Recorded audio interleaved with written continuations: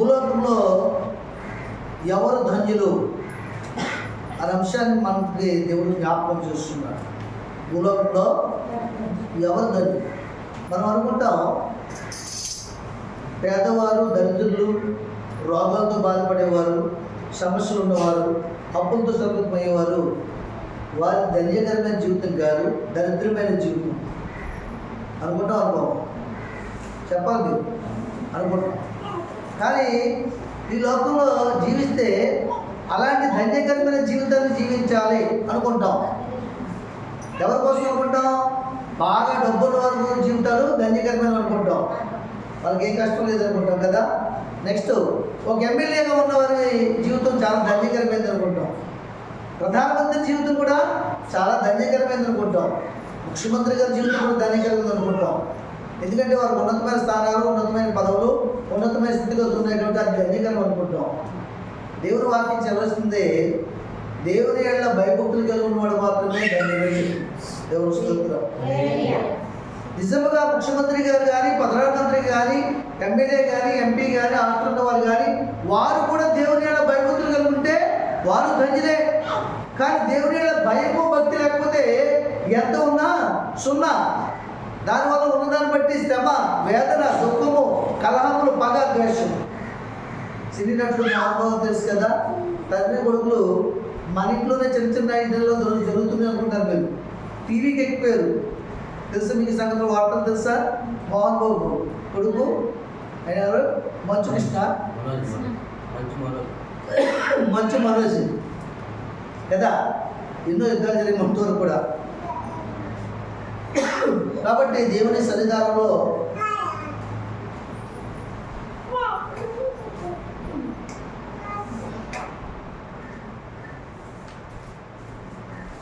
భూలోకంలో ఎవరు ధన్యులు అంటే దేవుని ఏళ్ళ భయభక్తులు కలిగిన వారు మాత్రమే ధన్యులు, మరి ఎవరినూ ధన్యులు కాదు. మనం అనుకుంటాం దూరపు కొండలు ఎలా కనబడుతుంది? మనకి నునుపుగా కనబడతాయి. దగ్గరికి వెళ్ళి చూస్తే గజ్జి, గొబ్బులు, గోతులు, అవునా, మొక్కలు, చెట్లు, కొండల పొదలు కనబడతాయి. అలాగే ఉన్నతమైన వారి జీవితంలో వారి ఇంట్లో జరుగుతున్న సందర్భాన్ని బట్టి, వారి జీవిత విధానాన్ని బట్టి, వారి పరిస్థితులు వారికి ఉంటాయి. వాళ్ళు నెమ్మది ఉండదు. డబ్బులో నెమ్మది అనుకున్నారా? ఉండదు. నువ్వు 50 లేకపోయినా ఊరు కూడా తినకుండా ఈ రోజు తెచ్చుకున్న 300లో ఒక 100 రూపాయలు ఖర్చు పెట్టుకుని తిని హాయిగా నిద్రపోతాం. వాళ్ళు నిద్ర పట్టదు. వాళ్ళకున్న ఆస్తిని బట్టి, అంతస్తుని బట్టి, లావాదేవీలు బట్టి నిద్ర పట్టదు. సమయానికి తిండి ఉండదు. భార్య పిల్లలతో గడపలేరు. ఏమండి, బంధువులకి ఏదైనా జరిగితే ఇల్లు చూడడానికి కూడా అవకాశము ఉండదు. కాబట్టి ఇప్పుడు చెప్పండి, మీరు భూలోకంలో ఎవరు ధన్యులు? నిరుపేదలైన మీరు ధన్యులు, నీతిమంతుని వంశంలో మీరు ధన్యులు, దేవుణ్ణి కలుగున మీరు ధన్యులు, విశ్వాసంలో జీవిస్తున్న మీరు ధన్యులు, దేవునికి మహిమ కలుగున మీరు ధన్యులు. దేవుని స్తోత్రం. హల్లెలూయా. ఎస్పెషల్లీ దేవుని ఏళ్ళ భయభక్తులు కలిగిన వారు. చాలామందికి, కొంతమందికి ఏముంటుందంటే, కొంతమందికి భక్తి ఉంటుంది, దేవుని ఏళ్ళ భయం ఉండదు. కాబట్టి కొంతమందికి భయం ఉంటుంది, భక్తి ఉండదు. దేవుని స్తోత్రం. కానీ దేవుని మహిమపరచాలంటే రెండు కావాలి. ఏం కావాలి? భక్తి కావాలి, భయం కావాలి. భక్తి భయం గురించి మాట్లాడుతుంది ఈరోజు మీతో దేవుడు. దేవుని స్తోత్రం. చూడండి, భక్తి అనేది మనకి ఏం తీసుకొస్తుందంటే మన జీవితానికి దేవుని శక్తిని మనకి కలగజేస్తుంది. మొట్టమొదటిగా భక్తి అనేది ఏమిస్తుంది? మనకి దేవుని శక్తిని ఇస్తుంది. మనకి దేవుని శక్తి మన హృదయం ఎప్పుడైతే ఉందో, ఎటువంటి శ్రమలకైనా, ఇరుకులకైనా, ఇబ్బందులకైనా, నీ కన్న కొడుకులు పెళ్లి చేస్తే నిన్ను వదిలిపెట్టి వెళ్ళిపోయినా, అప్పుల వారు నువ్వు కలిగి ఉన్నా, నీ భర్త లేకపోయినా, అందరూ విడిచిపెట్టినా ఆ శక్తి నేను ధైర్యపరిచి, నిన్ను ఆదరించి, నేను ముందు నడిపించి, ఎవరో లేదని అనుకుంటే నీకు 1000 మంది ఉన్నట్టుగా కార్యములు జరిగిస్తుంది నీ హృదయంలో. దేవునికి మహిమ కలుగును గాక. ఎందుకంటే ఈ లోకంలో దైవ శక్తికి మించిన శక్తి మరొకటి లేదు. దేవుని శక్తికి మించిన శక్తి మరొకటి లేదు. దురాత్మలకు కానీ, దెయ్యాలకు కానీ, మంత్రకాలకు కానీ, చిల్లంగి పెట్టేవారు కానీ, పిశాచులకు కానీ, వీళ్ళెవరికి కూడా ఈ శక్తులను కూడా దేవుని శక్తి ముందు బలా దూరు.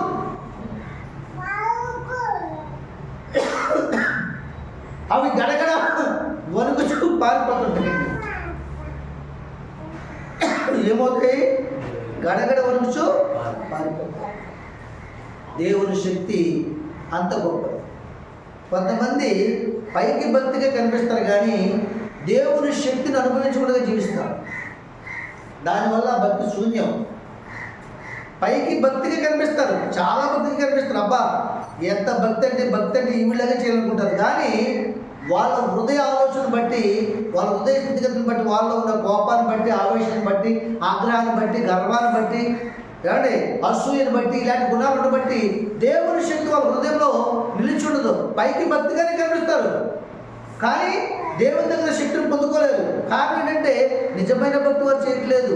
వేషధారమైన భక్తి చేస్తున్నారు, మనుషులు చూసే భక్తి చేస్తున్నారు, మనుషులు పారంపర ఆచార్య ప్రకారంగా భక్తి చేస్తున్నారు తప్ప దేవునికి ఇష్టమైన భక్తి చేయట్లేదు. దేవుని స్తోత్రం. దేవునికి ఇష్టమైన భక్తి అని చెప్పండి. మీరు బైబిల్ చదివితే మీకు తెలుస్తుంది. దేవునికి ఇష్టమైన భక్తి ఉంది. ఏంటో భక్తి అని తెలుసా? ఆయన పరిశుద్ధుడు కాబట్టి మనం పరిశుద్ధంగా జీవించాలి. ఆయన నీతిమంతుడు కాబట్టి మనం నీతిమంతుడిగానే జీవించాలి. ఇంకేంటి చెప్పండి? వెధవరాన్ని ఆదరించాలి, వాళ్ళు ప్రార్థన చేయాలి, దేశ నాయకుల వరకు దినదినము ప్రేయర్ చేయాలి. నిజమైన భక్తి అది. మనలో పరిశుద్ధత లేకపోతే ప్రభువుని మనం చూడలేము. ప్రభువుని చూడలేమంటే అర్థమేంటి తెలుసా?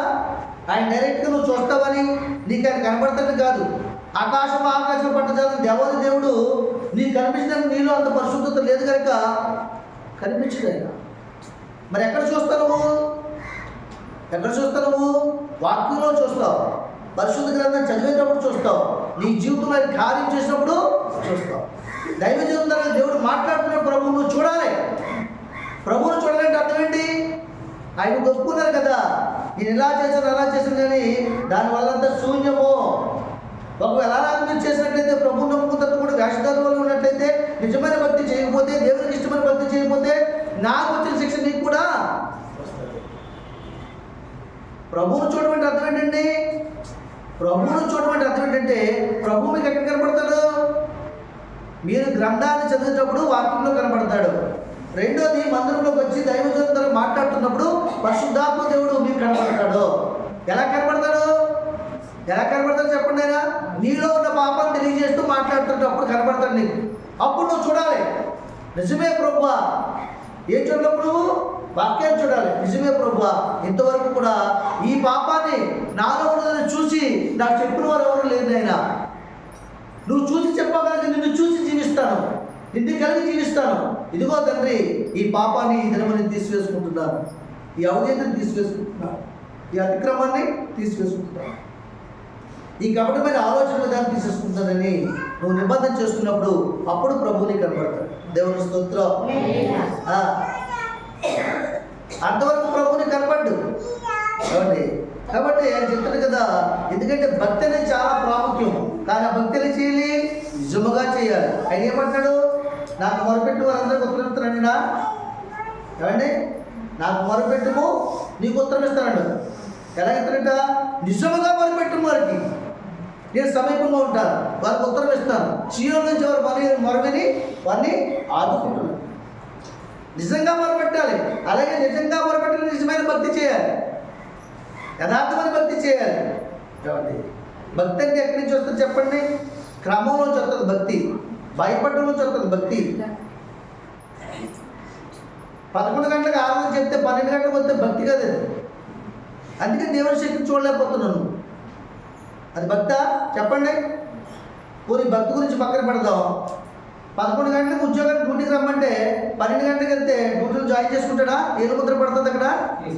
అబ్బాయి పడుతుందా? పడతా ఏం చేయాలి? క్యారేజీ తీసి మళ్ళీ వెనకొచ్చేళ్ళు మ్యాట్రీ సినిమాకి వెళ్ళిపోయి, అంతే కదా.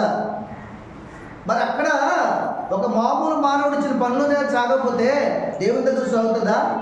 సాగదు. ఇదే తప్పిదం అడుగుతుంది నిన్ను. ఎన్నిసార్లు దైవజనుడు చెప్పాడు, ఎన్నిసార్లు నీ కొరకు టైమింగ్స్ మార్చాడు. కానీ ఇప్పటికీ నువ్వు సెర్చ్ చేసిన టైమింగ్ సమయాన్ని నువ్వు నాకు సమయం ఇవ్వకపోతే నీ సమయాన్ని నేను తీసుకుంటాను, నీ సమయాన్ని నేను తీసుకుంటున్నాడు.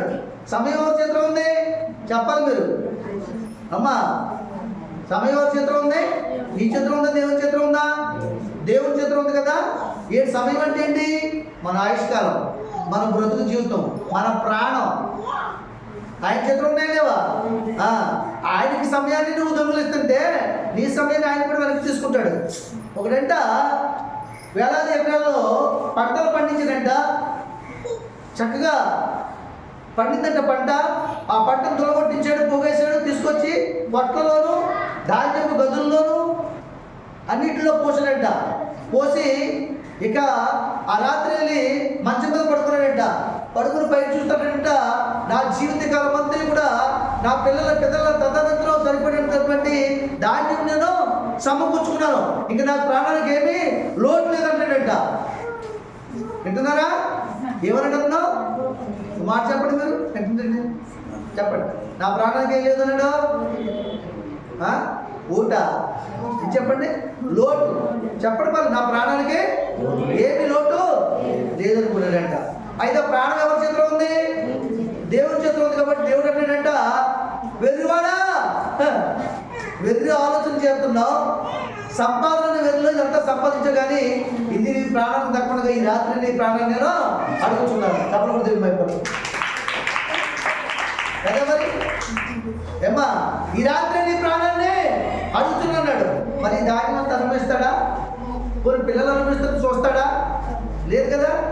అలా ఉండొద్దు, అలా ఉండొద్దు. మీరు అలాగే ఉంటారు కొన్ని సందర్భాల్లో. కష్టపడితే ఈ 4 రోజులు కష్టపడాలి, ఉడుపులు అంతా కావాలి. కష్టపడితే క్వార్టర్ కాలం కష్టపడాలి. సంపాదిస్తే 4 రోజులు సంపాదించాలి. తర్వాత సంపాదించవా? నిజంగా కష్టపడితే నీకు ఎప్పుడు కష్టాలు చేతులు నిల్చుంటారు. దేవుని స్తోత్రం. ఆలోచన ఉంటుందా ఉండదా? పక్కన మాట్లాడతారు మాటలు, విశ్వాసం లేని వాళ్ళు ఆ మాటలు మీరు హృదయంలో తీసుకుంటారు. నిజమే లెక్క, ఈ 4 రోజులు ఎప్పుడు ఉంటాయి, అది వరకు ఏమో ఎప్పుడు ఉంటుంది కదా సంవత్సరం అంతానే అంటారంట. సిగ్గుమాల జల్లారా, ఇప్పుడైనా దేవుని చిత్తం తెలుసుకోండి, కూడిన యొద్దకి రండి.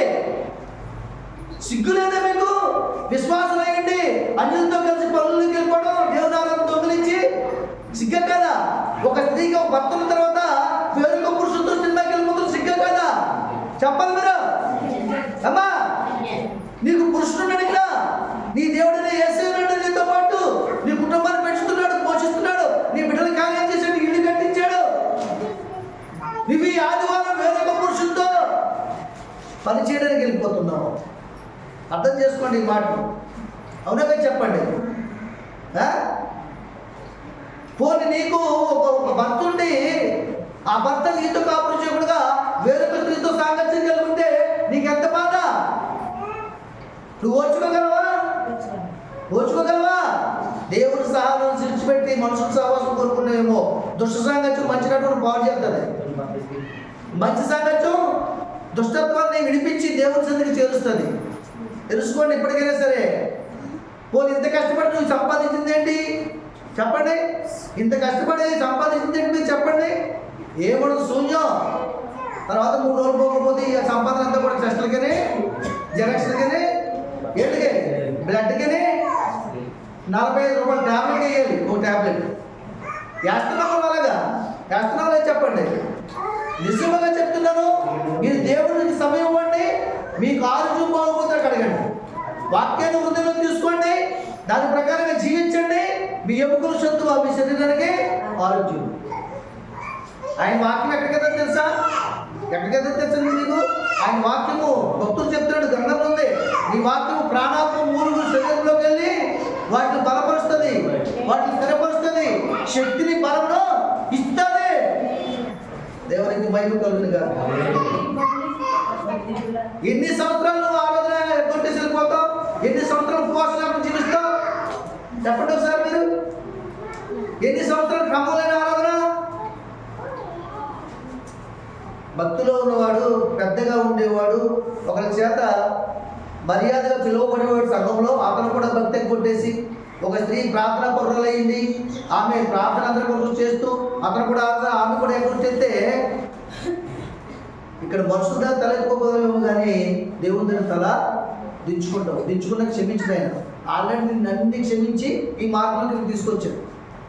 నీ కొరకు సిలువైపోయి యాగం అయిపోయి ఇక్కడికి వచ్చాడు ఆయన. అందుకనే క్రీస్తునందు విశ్వాసం ఉంచి వారికి మాడమే లేదు, వారికి తీర్పు లేదన్నాడు. ఎప్పుడు చెప్పండి? ఆయన చిత్త ప్రకారం జీవించినప్పుడు వచ్చేప్పుడు తొలగిపోతే నీ కోపం రాదా, నీ పిల్లడికి తప్పు తప్పు చెయ్యొద్దురా అని చెప్తావు, 10 సార్లు చెప్తావు, సరే అవ్వలేదు, 11 సార్లు కూడా తప్పు చేసాడు, ఏం చెప్తావు? కొడతావు కొడతావు. దేవుడు కూడా అంతే. నిజంగా మీ భక్తి ఉంటే మీ పిల్లలు ఎక్కడ ఉండాలి చెప్పండి? మీ భక్తి ఉంటే మీ పిల్లలు ఎక్కడ ఉండాలి చెప్పండి? ఇప్పుడు మీరున్నారు, మీ ఇల్లులు ఉన్నాయి, మీ ఆస్తులు ఉన్నాయి, మీ బ్యాంకులో డబ్బు ఉంది, ఎవరికి ఇస్తారు అది చెప్పండి? అదా కొన్ని ఎవరికి ఇస్తారు చెప్పండి? కరెంట్ పోయి అర్థంకా ఇలాగ ఇస్తారా? ఎవరికి ఇస్తారు? కూరగాయలు బీరకాయలు అమ్ముతామో వాళ్ళు పండించుకుంటూ ఇస్తారా? ఎవరికి ఇస్తారా? మీ ఆస్తులు ఎవరికి ఇస్తారో కదా, మీ పిల్లలకి ఇస్తావు కదా. ఎందుకు ఇస్తావు నువ్వు? మా పిల్లలకి ఇచ్చేది కదా, ఎందుకు ఇస్తావు నువ్వు? నీ కన్న కొడుకు పెంచావు, నీ స్వార్థం ఆడితే దొరుకుతుందని ప్రభుత్వం రూల్ చెప్తుంది, దేవుని చుట్టూ చెప్తుంది, నీ మనసు చెప్తుంది కాబట్టి కదా. మరి అవునా? ఆస్తికి ఇస్తా బాగానే ఉంది, ఆడు ఎంతకాలం అనిపిస్తాడా? ఎంతకాలం అనిపిస్తాడు? వాడు ఉన్నంతకాలం అనిపిస్తాడు. మరి భక్తి ఆస్తిస్తున్నా బాగా ఉంది, భక్తి అనే స్వాచ్ఛానికి ఇచ్చాడు కదా దేవుడు. ఆ భక్తిని వద్ద అపొస్తలులు ఏం చెప్పాడు? నువ్వు బాప్తిసం పొంది ఇది నీకును నీ కుటుంబీకులకు నీ సమీపస్తులకు నీ దూరస్తులకు నువ్వు పంచాలి. కుటుంబంలో ఒక్కరిగా ఇద్దరుగా పిలుచుకుంటాను నేను, మిగతా కాదు కుటుంబాన్ని నువ్వే చేయాలి. ఎవరు చేయాలి అమ్మా? నువ్వే చేయాలిద్దా? ఒక్కసారి చేసుకోండి. నీ భర్త నువ్వేం చేసిన తర్వాత అతన్ని పోషించాలి, పెంచాలి, సంరక్షించాలి, అతను సేవ చేయాలి, అతని ద్వారా పెట్టిన పిల్లలకి పెంచాలి, పోషించి సంరక్షించాలి, ఇల్లు పూర్తి చేసుకోవాలి. ఇవన్నీ బాగానే చేద్దాం. ఇక్కడికి వచ్చినప్పటికే యేసయ్య నిర్ణయం చేద్దాం. దేవుని స్తోత్రం కదా. మరి ఇదంతా బాధ్యతగా చెప్పండి. మీ పిల్లలు ఎక్కడ ఉన్నారు? మీ భక్తి ఉంటే మీ ఆస్తి ఎలా పంచుతున్నారు? మీ భక్తిని కూడా పంచాలి. పంచాలొద్దా? పంచాలో చెప్పండి. పంచకపోతే ఏమవుతుంది చెప్పండి? మీరు ఎక్కడికి వెళ్తారు? మీరు చనిపోయి ఎక్కడికి వెళ్తారు చెప్పండి నాకు అమ్మా. చనిపోయి మరి దేని ఎక్కడికి తిరుగుతారా? మరి ఎక్కడికి వెళ్తారు చెప్పండి? మీ విశ్వాసం ఏంటి అసలు? మీ గురేంటి? ఎందుకు వచ్చారు యేసుప్రభు దగ్గరికి? ఎందుకు బాప్తిజం చేసుకున్నారు? మీరు ఎక్కడికి వెళ్తారు? చచ్చిపోతే నరకానికి వెళ్తారా? పరలోకానికి వెళ్తారా? పరలోకానికి వెళ్తారు. ఎందుకు వెళ్తారు? మీరు యేసుప్రభువును బాప్తిజం పొందుకున్నారు కాబట్టి, విశ్వాసంలో జీవించారు కాబట్టి, భక్తి చేశారు కాబట్టి మీరు పరలోకానికి వెళ్తారు. అవునా? మరి మీ పిల్లలలో భక్తి లేదు, వాళ్ళకి బాప్తిజం లేదు, వాళ్ళు ఎక్కడికి వెళ్తారు? మీరు నోటితో చెప్పండి. చెప్పండి. మరి నువ్వు చెప్పినా చెప్పకపోతే తప్పదది. అర్థమవుతుందా? ఎక్కడికి వెళ్తారు? ఏమ్మా ఏం మరి అర్థకుమారి ఇంకా చూసేవమ్మా ఎక్కడికి వెళ్తారు మీ పిల్లలు? ఈ నోటంటే మాట రాదునా మీరు అట్లేదు దాన్ని. అవునగా చెప్పండి. ఎక్కడికి వెళ్తారు? మీలా భక్తులు పరలోకానికి వెళ్తారు, భక్తులు లేకపోతే నరకానికి పోతారు. నువ్వు పరలోకంలో హాయిగా జీవిస్తావా? భూలోకంలో మాత్రం నీ తిండి మానేసి నీ కొడుకు కట్టుకుని పిల్లలు పెంచి ఆవిడ పెంచి పోషిస్తావా, సంరక్షిస్తావా? ఒకరోజు నిత్య జీవులో రాపడగా నరకానికి పంపుతావా? ఇది న్యాయమా నీకు? ఏమ్మా ఇది న్యాయమా మీకు? మీ పిల్లలు ఎక్కడ ఉండాలి? ఇక్కడ ఉండాలి. ఇక్కడ ఉంటే అక్కడ ఉంటారు రేపు పొద్దున్న. మీకు అర్థమవుతుందా? ఈ లోకంలో నువ్వు ఏం కోరుకుంటున్నావు? నీ పిల్లలు నీతో ఉండాలి. మనవడు పుట్టేసిన సరే నా కొడుకు నాతో ఉండాలనుకుంటావు, ఆ మనవడు పెళ్ళి అయిపోయిన సరే నా కొడుకు నాతో ఉండాలనుకుంటావు, మంచిదే. మరి నీ కొడుకు నీతో దేవుని రాజ్యం ఉండొద్దా? మరి ఏం నేర్పుతున్నావు భక్తులు? ఏమి నేర్పుతున్నావు చెప్పండి? అది ఇంట్లేదంటావు. వినకపోతే అనగడ్డం మానేస్తావా? వినకపోతే బట్టకుండా మానేస్తున్నావా? వినకపోతే స్కూల్ పక్కన మానేస్తావా? చెప్పండి. ఎక్కడికైనా వాళ్ళ ఇంట్లో మీరు ఆగిపోతున్నారా? ఆపేస్తున్నారా? చెప్పండి. నీ చెల్లి పెళ్ళికి వెళ్తావు, నేను రానంటాడు వాడు. ఉండు కొరకు పోమంటావా? చిన్నమ్మ అడుగుతుందిరా, బంధువులు అందరూ అడుగుతుందిరా, నువ్వు రావాలని చెప్పి తీసుకెళ్తావు లేదా? అలాంటి బాగానే తీసుకెళ్తారు. ఇలాంటి మాటలు వినబుద్ధి కాదు. మిమ్మల్ని దేవుడు మీరు ఎన్నైనా చేయండి, దేవుడు దీవించేస్తాడు, ఆశీర్వదించేస్తాడు. మీ పిల్లలకి రాబోయే పర్లేదు, మీరు ఒకే పరలోకంలోకి వచ్చేయండి అని చెప్తే మీకు నచ్చుతుంది కదా. పరిమాణం అంటే నచ్చదు, దశభాగం అంటే నచ్చదు, ఉపవాసం అంటే నచ్చదు మీకు. ఇది భక్తి క్రమం. ఇది చేస్తున్న భక్తి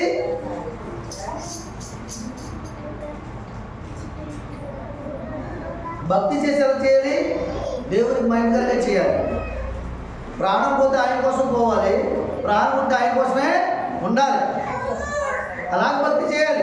వాక్యం చెప్తుంది ఇక్కడ 108 దావీదు కీర్తన చూడండి, మొట్టమొదటి రోజుల్లో యెహోవా యందు భయభక్తులు కలిగి ఆయన త్రోవలందు నడుచు వారందరూ ధన్యులు. అది చూసారా, ఇందాక మనం చెప్తున్నాం కదా, భూలోకంలో ఎవరు ధన్యులని? ఎవరు ధన్యులన్నా? యెహోవా యందు భయభక్తులు కలిగి ఆయన త్రోవలందు నడుచు వారందరూ. ఇక్కడ సంఘ పెద్ద, పాస్టర్ గారా, పాస్టర్ గారా, లేకపోతే విశ్వాసం మంచి ప్రార్థన చేసే స్త్రీయా, డబ్బు కొట్టే శారమ్మా, అదేం లేదు. ఆవిడ డబ్బు కొట్టినా భయభక్తులు లేదు అనుకో, అంతే కదా. ఒకవేళ నేను ఇలా గనగనగనగా మాట్లాడి మీ గద్దించి బుద్ధి చెప్పేసి ఇక్కడ నిలబెట్టాడు కదండి, నేను గద్దించి బుద్ధి చెప్పేసి నేను దేవుని చిత్తం జరిగించకపోతే నేను ఎక్కడికెళ్తాను? నేను కూడా నరకానికి పోతాను. ఇక నువ్వు నేను తేడా ఏం లేదండి, అందరూ సమానమైన దృష్టిలో. నీకు నాకు ఇక్కడ మెడలో పులి తెచ్చుకున్నవాడుకోమో వందనాలు, ఏమి లేనుకోమో అంతే. కానీ నవ్వు తెలిపోతుంటారు, కూర్చో ఆపుకుంటారు. ఏమండి?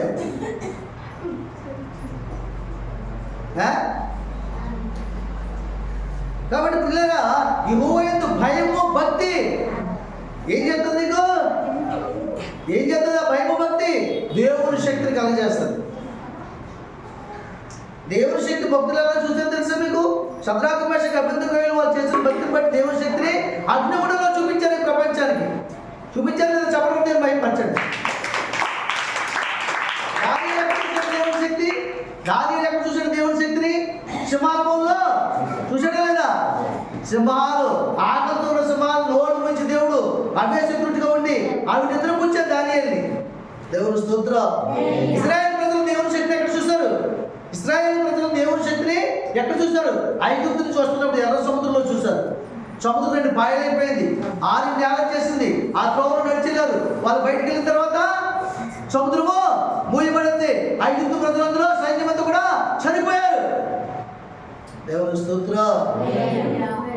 ఇంకా ఐగుప్తు నీడని జీవించడానికి ఒక మహోన్నతుల చోట నివసించేవాడే సర్వశక్తి నీడను విశ్రమించేవాడు. దేవుని నీడలో బ్రతకాలను ఆలోచించి, ఈ నీడ నీకు ఎంతకాలం పట్టుకున్నా నువ్వు ఉండలేవు, దాంట్లో నీతో అది రాదు. ఏదో ఉందా? అందుకని భక్తుని పడదు కదా, నీ నీడలో నా బ్రతుకు గడపాలని, నీ అడుగు జాడలలో నీ నడవాలని, నీ నీడలో నా బ్రతుకు గడపాలని, నీ అడుగు జాడలలో నీ నడవాలని, హృదయ వాంఛను కలిగి ఉంటిని, హృదయ వాంఛను కలిగి ఉంటిని, నీ సహాయము కోరుకుంటిని, నీ నీడలో నాకు గడపాలని. దేవునికి మహిమ కలుగుతారు. ఎవరి నీళ్ళు బతకాలని ఆశపడాలి నువ్వు? నా కొడుకు నీళ్ళు బతకాలనుంది, నా భర్త నీళ్ళు బతకాలనుంది, నా అన్నదమ్ముల నీళ్ళు బతకాలనుంది, నా స్నేహితుల నీళ్ళు బతకాలి. ఈ నీళ్ళని ఆగిపోతాయి. ఏమవుతాయి? సాగిపోతాయి. స్థిరంగా దేవుడు నీడు ఉంటే స్థిరంగా ఉంటుంది. ఇది నీ నీళ్ళు చూసుకో. ఎంతకెళ్ళి పొద్దున్న నీ దగ్గర ఉంటే తర్వాత వాళ్ళు అక్కడికి వెళ్తారు. ఆ తర్వాత సాయంత్రం అయ్యేటప్పటికి గన్నవరం వెళ్ళిపోతే ఇక్కడ నిలబడుతుంది నీడ, సాగిపోతుంటుంది. అలా తినబడుతుంది. ఈ నీళ్ళని అంతే, లోక నీడ, బంధువుల నీడ, ధన నీడ, అధికారం, ఈ నీళ్ళని సాగిపోతాయి. కానీ దేవుడి నీడ నిత్యము. అందుకని నేను మహోన్నత చోట నివసించువాడే, ఆయన చోట, ఆయన నీడ నివసించువాడే సర్వశక్తి నీడను విశ్రమించువాడు. దేవునికి మహిమ కలుగును గాక. హల్లెలూయా. కనుక ప్రియమైన దేవుని సంగమా, యెహోవా యందు భయభక్తులు కలిగి ఆయన త్రోవలో నడుచువారందరూ. మూడోది ఏం చెప్తాడు? యెహోవా యందు భయము భక్తులు జీవితం కాదు, ఆయన త్రోవలో నడవాలి. భక్తి అంటే ఏంటి? భక్తి అంటే ఏంటి చెప్పండి? సమయానికి ఆరాధనకు రావాలి, ఉపవాసం ఉండాలి, ఖచ్చితంగా ఏదో ఒక పూట ఉపవాసం ఉండాలి. ఏమండి? అంతేకాకుండా దేవుని సన్నిధికి వచ్చినప్పుడు వినయముతో రావాలి, భయభక్తులుగా రావాలి, సమయానికి రావాలి, దేవుని మెట్టు ఎక్కి ముందే నమస్కరించి రావాలి, శిరస్సు నుంచి. నన్ను క్షమించు ప్రభు అని. ఇక్కడికి వచ్చాక మర్యాదగా కూర్చోవాలి. పక్కన వాళ్ళతో మాట్లాడడం, పక్కన కూర్చున్న వాళ్ళతో మాట్లాడడం, అటు ఇటు చూసుకోవడం. స్తోత్రం చెప్పండి అంటే హల్లెలూయా చెప్పండి అంటే ఇలా ఉండదు. స్తోత్రం చెప్పండి హల్లెలూయా స్తోత్రం అని చెప్పండి. ఆమె చెప్పండి ఆమె. మీకంటే మా సండే స్కూల్ పిల్లలు చాలా బెటర్, చక్కగా చెప్తారు. చెప్పాలలాగా. ఎందుకు వచ్చావు ఇక్కడికి నువ్వు? ఎందుకు వచ్చావు? చెప్పడానికి వినడానికే కదా. దేవుడు అడిగింది చెప్పడానికి, దేవుడు చెప్పింది వినడానికి వచ్చావు. చేయాలి వద్దా? ఆ పని చేస్తే జీతం పొందుకుంటావు. పలుపు వెళ్తాడు, పలుపు తీయమంటే మూల లాగైతే చేతి వెళ్తాడా? జీతం కూడా కాదు కదా, చెట్టు కట్టేసి ఊడిపోయిన ఖర్చు అంతా వసూలు చేస్తాడు. నేను కలుపు తీయమంటే మూల లాగేసి పెట్టింది. అవునగా చెప్పండి అమ్మా. పలుపు వీరులు, ఉడుపు వీరులు, కోత వీరులు. నేను కోత వీరినే, తెలుసా సంగతి మీకు? నేను కూడా కోత వీరినే. కానీ మీరు కోసం కోత కాదు, హృదయాల కోత, ఆత్మల కోత. దేవుని స్తోత్రం. కోత వచ్చేది, నొప్పి వచ్చేది, మీకు నొప్పి వచ్చేది. మొదటి పూలు ఇంకే లేదా చూడేలా మాట్లాడుతున్నాడా? దేవుని స్తోత్రం. ఈ మొదటి పూలు వద్దు, నీ కోరుకుంటూ వద్దు. అర్థమైందా? నీ మొదటి పూలు నువ్వు ఎత్తినే, నీ కోడుకుంటూ వద్దు, నీ దశంభాగం తిను. దేవుని సమయమే, దేవుని మాట విను, దేవుని మాట ప్రకారంగా ప్రవర్తించి జీవించు. అప్పుడు యోగ్యకరమైన జీవితం, ధన్యకరమైన జీవితం చూద్దాం. దేవునికి మహిమకరంగా. శద్రాకు మేషకు అభివృద్ధిలో తల్లి లేడు, తండ్రి లేడు, అన్నదమ్ములు లేడు, పోషించేవారు లేదు. కానీ ప్రపంచం అంతా తెలుసుకోవాలి ఎవరో. ఎందువల్ల? భక్తిలో శక్తిని చూపించారు. ఏం చూపించారు? భక్తిలో దేవుని శక్తిని చూపించారండి. దానియేలు కూడా దేవుని శక్తిని చూపించాడు. ఇశ్రాయేలు ప్రజలు కూడా చూపించాడు దేవుని శక్తిని. ఎవరో మోషే చూపించడం లేదు, ఎవరు చదువుతున్నారా? చూపించడం లేదా? ప్రభువా, ఈ మనుషులు నా మీద చదువుకుంటారయ్యా, ఇవ్వతను నా గురించి రకరకాలు అనుకుంటారు తండ్రి. ఒకసారి నీ ప్రభు చూపించే చేతులెత్తి ప్రార్థన చేసి మరి కర్రతో సముద్రాన్ని కొట్టడం 2 పాయలైపోయింది. ఆ పర్వతాన్ని తప్పించింది. తర్వాత మానేస్తారా? చెప్పండి. దాటి లెక్క ఎర్రసముద్రం దాటినట్టుగా ఈ అరణ్యంలో తినడానికి సమయం తీసుకొచ్చావా? తాగడానికి నీళ్ళు లేవు, తినడానికి తినలేదు. అక్కడ చదువుతున్నారు వాళ్ళని. అలా ఏం చూడలేదు, దేవుడి శక్తి ఇంకా గ్రహించలేదు. అప్పుడు రెండో వారు ఏం చేయడం తెలుసా? ఒక భయంకరమైన బండను కొట్టాడు కర్రతో, అందులోంచి వచ్చే నీళ్లు. దేవుడు స్తోత్రం చెప్పండి. ఆ తర్వాత ఇంకా చదువుతుంది ఏం చేయడం తెలుసా? ఆకాశంలో చేతులకి ప్రార్థన చేశాడు. మన్నా కురిచింది. మన్నా అంటే ఏంటి అమ్మ? మన్నా అంటే ఏంటి? మన్నా అంటే ఏంటి? ఆహారం. వారి నోళ్ళకి ఏం కూర్చుంది? మంచి మాంసము, ఆహారం వచ్చిందండి. అందుకని ఇప్పుడు మన మాంసం మీదే ఏ ఫంక్షన్ చేయము. ఆ మాంసానికి వచ్చేసి మన దగ్గర అవును కదా. చికెన్ లేకపోతే క్రైస్తవుడు పెళ్ళి, క్రైస్తవుడు ఫంక్షన్ అంటే చికెన్ ఉంటుంది రోయ్, మటన్ ఉంటుంది రోయ్, ఫిష్ ఉంటుంది రోయ్, 2 ప్యాకెట్లు చికెన్ మరి వేసుకుని వెళ్ళాలి మనం. అది బయట అనుకుంటాం. అవునుగా చెప్పండి. మంచి ఫంక్షన్ ఉంటుంది, మంచి కూర ఉంటుంది అని అంటారు. ఎందుకు? అది ఎక్కడి నుంచి వచ్చింది? ఆ మన్న అక్కడి నుంచి నేర్చుకున్నాం మనం. ఇప్పుడు కూడా చికెన్ ఎట్లేదు అనుకోండి, చికెన్ ఎట్లేదు నాకు ఉప్పేసేసింది. అసలంటరా క్రైస్తవులేనండి. చికెన్ ఎట్లేదు కానీ చికెన్లో గుడ్డెట్టుకు చిట్టేసిందే 5 రూపాయలని. ఇలాగంటారు కొంతమంది. ఇది ఎక్కడి నుంచి వచ్చింది? చికెన్ తప్పించి క్రైస్తవులకి అక్కడి నుంచి వచ్చిందండి. బిర్యానీ చేయలేదు అనుకోండి, ఆలోచన బాగుంటుందమ్మా, గ్యాస్ పట్టేస్తుంది, ఎందుకు శుభ్రంగా అవతమాటలు తింటాం కదా, వైట్ రైస్ వండుకుందామని సార్. వైట్ రైస్ అంటే మన ఇంట్లో లేదండి, ఆ కూడు మన ఇంట్లో లేదా, రోజు తింటుందా కూడు. వైట్ రైస్ అంటే వైట్ రైస్ ఇలా మాట్లాడుతుంది. అయ్యో, ఇది కూడా మాకు ఇచ్చే ఆహారం చెప్తాను. ఒకవేళ రోజు ఇవ్వలేదనుకో నీకు వైట్ రైస్ ఉంటుంది రోజు, అప్పుడు బిర్యానీ దొరుకుతుందా? దొరకదా? ఈ వైట్ రైసే కదా బిర్యానీ అవుతుంది. అవునా? ఆ బిర్యానీ వైట్ రైస్ అవుతుంది. ఇంకా చెప్పాలంటే ఈ భూపతిన బట్టే నీ బిర్యానీ రైస్ కదా, బట్టే ఆహారం నీకు చెప్పాడు కదా దేవుడు. మొన్న చేర్చబడుతుంది, నీ చెమట వచ్చి రక్తం, నీ చెమటంతా ఓడ్చి నువ్వు కష్టాలు చేసి సేద్యం చేసి వ్యవసాయం పడి నువ్వు ఆహారము తినాలి. నీ భార్య పిల్లలు పోషించుకోవాలి. నేను పాపం లేదంటే నీ భార్య ఎక్కడ కష్టపడుతుంది, ఎక్కడ శిక్షణ పెడుతుందంటే మూడు సమయంలో శిక్షణ పెడుతుంది. నొప్పులు తట్టుకోలేని పరిస్థితి, ప్రాణ పరిస్థితిలోకి వెళ్ళిపోతాయి. అందుకే నొప్పులు ఎక్కడ దుఃఖే రానప్పుడు నొప్పులు రాకుండా అప్పుడే మీకు ఏం చిన్న రాలేదంటే అది చెప్పడం దేవుడు భయపడచ్చు. దేవుడు స్తోత్రం. కాబట్టి దేవుని ప్రియమైన సంగమా, యెహోవా యందు భయభక్తులు కలిగి ఆయన త్రోవల యందు నడవను. ఆయన త్రోవలండి నీ పక్కింటో త్రోవలాంటివి కాదు, అపవిత్రమైన త్రోవలాంటివి కాదు. ఆయన త్రోవలాంటివి కఠినమైన త్రోవలు, ఇరుకు త్రోవలు. ఇరుకు మార్గం విశాల మార్గం కాదు. విశాల మార్గం అందరూ వెళ్ళిపోతారు. ఇరుకు త్రోవలు నడాలి, సంకుచితమైన త్రోవలు నడాలి. నేనే మార్గమును సత్యమును జీవమును, నా మార్గంలోకి వచ్చిన వాడు నాకు నచ్చిన భక్తి చేయాలి, నీకు నచ్చిన భక్తి చేయకూడదు. నేను పెట్టిన సమయానికి రావాలి, నీవు అనుకున్న సమయం రావడం కాదు. నేను ఇచ్చిన దినములో నువ్వు నన్ను నామాన్ని మహింపరచాలి. అప్పుడు నా కృప నీకు తోడే ఉంటుంది. అప్పుడు నీ మొరాలకు ఇస్తాను. నీ ఇష్టాన్ని నువ్వు తీసుకున్న సమయంలో నువ్వు మొరపెట్టి నీ వందెను వినను. దేవుని స్తోత్రం. హల్లెలూయా. 14వ తారీఖు 10 గంటల నుంచి సాయంత్రం 4 గంటల దాకా ఓట్ల ఎలక్షన్ జరుగుతుంది. ఓటు వేయాలంటున్నారు. ఆ రోజు కానీ మచ్చడం తెలిస్తే ఓటు వేయించుకుంటారా? అమ్మా వేయించుకోరు. నీ ఓటు అయిపోయింది, మళ్ళీ ఈ సభ్యులు చచ్చిందని పనిచేయండి ఇంకా ప్రభుత్వం అంటారంట. మరలా ఎప్పుడు బతికించుకోవాలి? మరలా ఈ సంవత్సరం తర్వాత ఓటర్ లిస్ట్ వస్తే అప్పుడు మళ్ళీ నీ ఆధార్ కార్డు బతుకున్నట్టు గుడ్డు తీసి ఆడి ముందు నిలబడి చేయించుకోవాలి. చూసారా ఎంత సాగిపోయిందో? మరి దేవుడు అడిగే సమయం నువ్వు చేయకుండా నీ సమయం చేస్తే నీ భక్తి కూడా అంతే.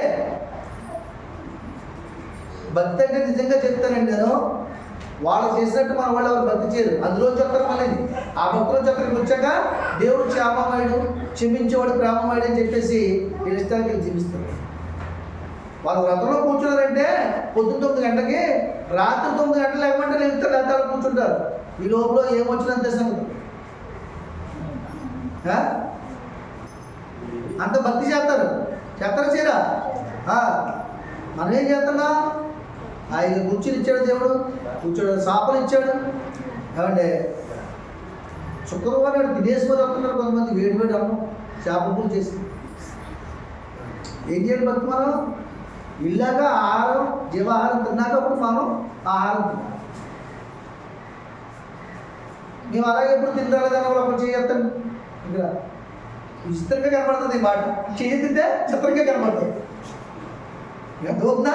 మేము అలాగే ఎప్పుడు తినరాలేదు. శుక్రవారం మేము ఎప్పుడు కూడా ఉపవాసం వచ్చి వాళ్ళు ఒకటి చేయొద్దని ఇప్పుడు వచ్చి దాంట్లో వచ్చి దేవునికి బయటపడుతుంది. చెప్పకుండా దేవుని బయటపడుతుంది.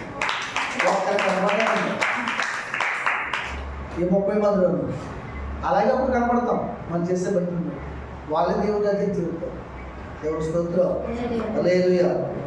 ఒకవేళ ఉపవాసం ఉండి సరైన సమయాన్ని భక్తి చేసి ఆమె హృదయం దేవుడికి ఇష్టకరంగా లేదనుకో, ఆమె కూడా హల్లెలూయా. కనుక యెహోవా యందు భయభక్తులు కలిగి ఆయన త్రోవలందు నడుచు వారందరూ ధన్యులు. రెండో మాట ఏం చెప్తున్నాడు? నిత్యంగా నీ కష్టార్జితాన్ని అనుభవిస్తున్నాడు. ఏం చేద్దాం?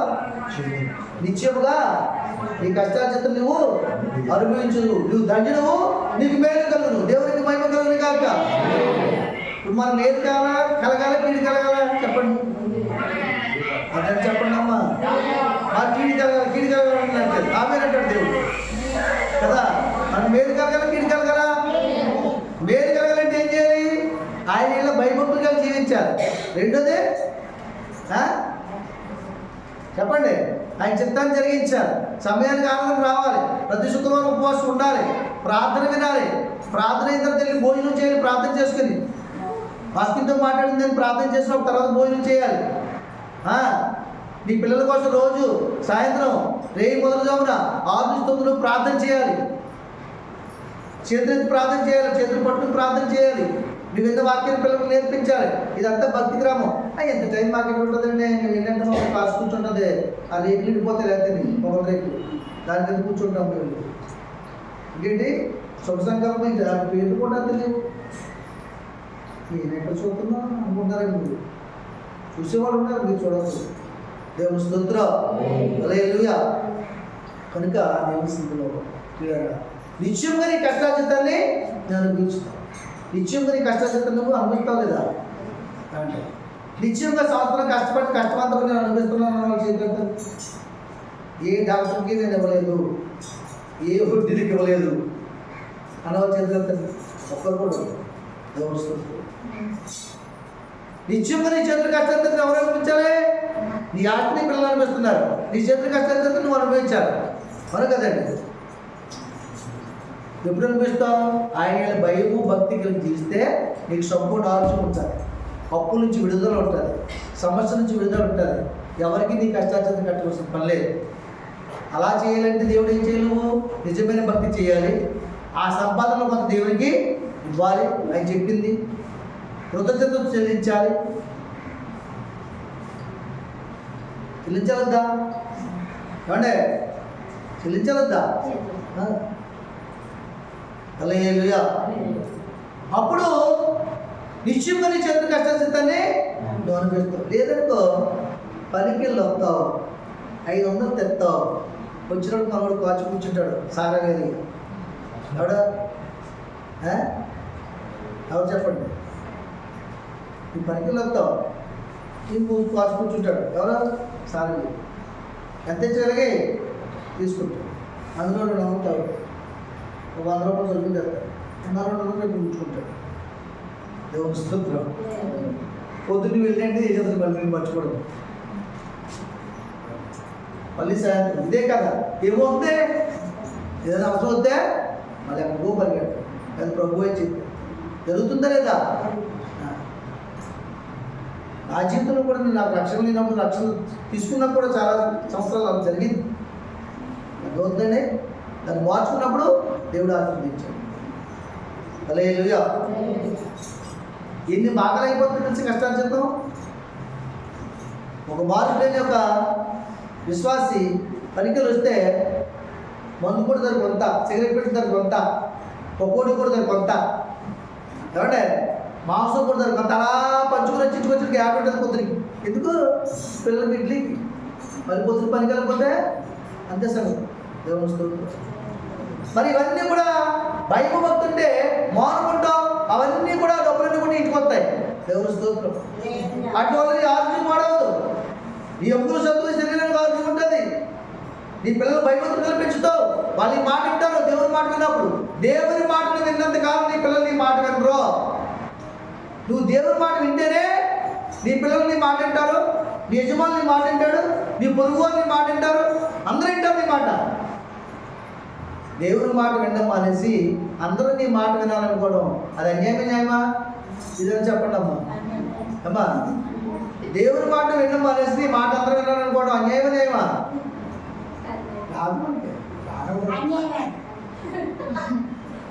అన్యాయమా? అన్యాయం. దేవుని మాట విన్న తర్వాత నువ్వు, నీ పిల్లలు, నీ కుటుంబీకులు వాళ్ళందరూ నీ మాట వినాలనుకోవడం న్యాయం.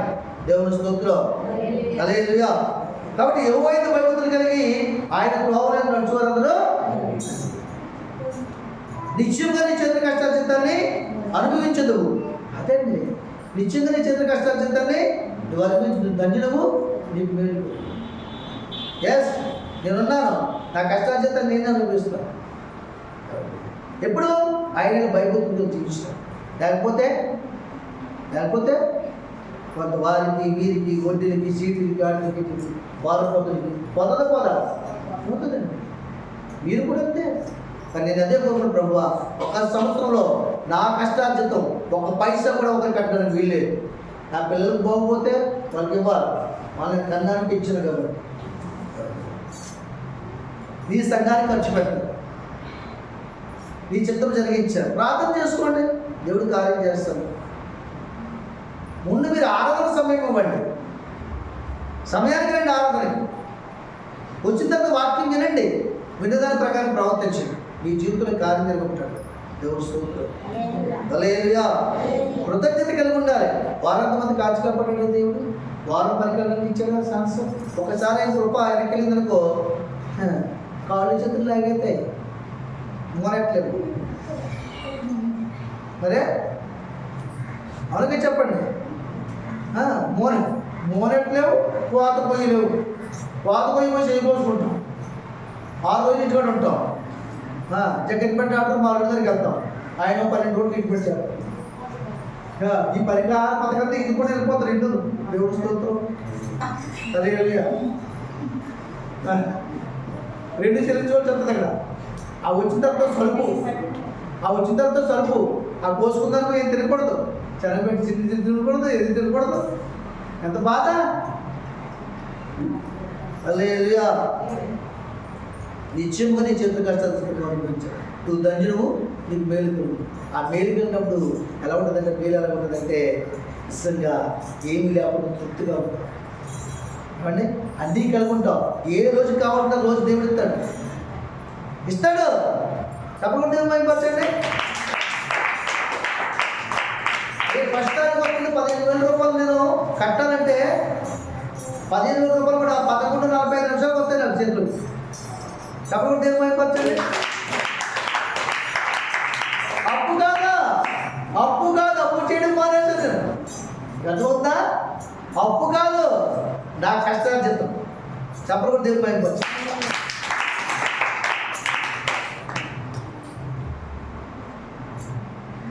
అంతే. ప్రయత్నించండి, ఫలమిచ్చేది. ప్రార్థన చేయండి, ఆదుకునేది. అడగండి, ఇచ్చేది.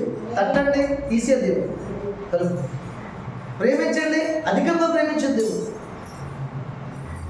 అప్పుడు అంట ఈ అప్పులను తీర్పునప్పుడు, ఈ సంపూర్ణ ఆర్జునప్పుడు, ఈ సంవత్సరం అంతా కూడా నేను 50 డేస్లో తెలుసు కృష్ణ ప్రసాద్ కష్టం అని చెప్పగలను అక్కడ. అప్పుడు అంట కదా ఒక భక్తుడు అంటాడు, మేలుతో నా హృదయం తృప్తిపరచు.